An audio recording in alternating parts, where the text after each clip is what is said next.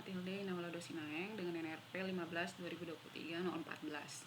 Di sini saya akan menjelaskan codingan dari S1 dan E2. Nah, di sini saya akan jelasin dulu si library-nya. Di sini library-nya itu yang pertama ada SJS. Nah, SJS ini tuh untuk mengakses fungsi sistem. Terus ada CV2. CV2 ini tuh untuk library OpenCV untuk pemrosesan citra. Nah, NumPy ini tuh untuk operasi array dan perhitungan nama array. NP ini sebagai inisialnya. Kemudian PyKit5 widgets ini tuh untuk membuat GUI dan memuat file UI. Selanjutnya itu ada class myapp, yang ini itu untuk membuat class myapp yang mewarisi inherit dan key main window pada jendela utama PyKit5. Kemudian constructor ini itu untuk memanggil constructor kitty main window dan memuat file GUI design ke dalam program. Nama GUI design itu ini. Nah, kemudian self button ini itu untuk menghubungkan tombol dan menu di GUI. Jadi ketika button load citra ini ditekan, maka akan ngejalanin fungsi load image. Nah, ketika menu action discrete _1 ini diklik, maka jalankan fungsi apply FFT. Nah, kemudian ini tuh untuk simpan citra yang nantinya akan di load. Selanjutnya fungsi ini tuh untuk memuat citra saat tombolnya ditekan. Lalu file name ini tuh untuk membuka file dialog agar user tuh bisa memilih si gambarnya. Nah, jadi si default gambarnya itu adalah noise.png. Kemudian ada if file name ini tuh untuk kalau misalnya si filenya itu dipilih, maka dia akan baca si gambar itu dalam grayscale, yang artinya tuh mode hitam putih gitu. Terus nanti tuh ada tampilan di message box-nya bahwa gambarnya tuh berhasil dimuat. Selanjutnya ini tuh untuk melakukan FFT atau Fast Fourier Transform saat menunya ditekan. Lalu yang ini tuh untuk kalau misalnya belum ada gambar, maka si tampilan peringatannya itu akan keluar dari fungsi return. Returnnya yang ini. Kemudian yang ini tuh untuk menyimpan gambar yang udah dimuat ke dalam variabel lokal img. Nah, kalau yang ini tuh untuk Fourier transformnya. Nah, ini tuh yang DFT ini tuh variabel untuk hitung discrete Fourier transform dari gambar menggunakan OpenCV.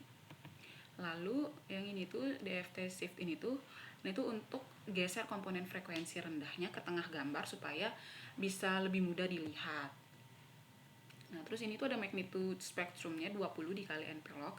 Nah, ini tuh untuk hitung magnitudo atau kekuatan atau spektrum Fourier. Nah, dikonversiin ke logaritmik supaya si tampilnya itu lebih baik.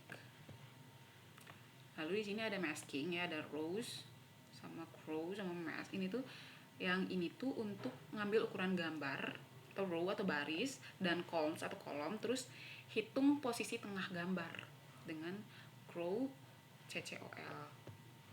Nah, terus yang mask ini tuh untuk membuat mask kosong 2 channel, real dan imaginary, dan dengan ukuran yang sama kayak gambar. Nah, terus ini tuh untuk radius lingkarannya. Si radius lingkaran maskingnya udah ditentuin itu 50. Terus variabel center, crow sama coil itu untuk nentuin si pusat lingkarannya di tengah gambar. Nah, terus yang ini tuh untuk membuat area lingkaran di tengah citra sebagai filter, dan masking itu akan membiarkan frekuensi dalam radius itu lewat, nah sisanya itu bakal dihilangin. Kemudian yang ini tuh untuk kalikan DFT sama DFT yang udah digeser itu dengan mask. Nah, hanya frekuensi dalam lingkaran ini yang bisa dipertahanin. Terus yang ini tuh untuk hitung magnitudo dari hasil yang sudah masking untuk ditampilkan. Nah, lalu yang ini tuh ini tuh untuk geser balik si inverse shiftnya, frekuensinya, supaya siap untuk di inverse transform.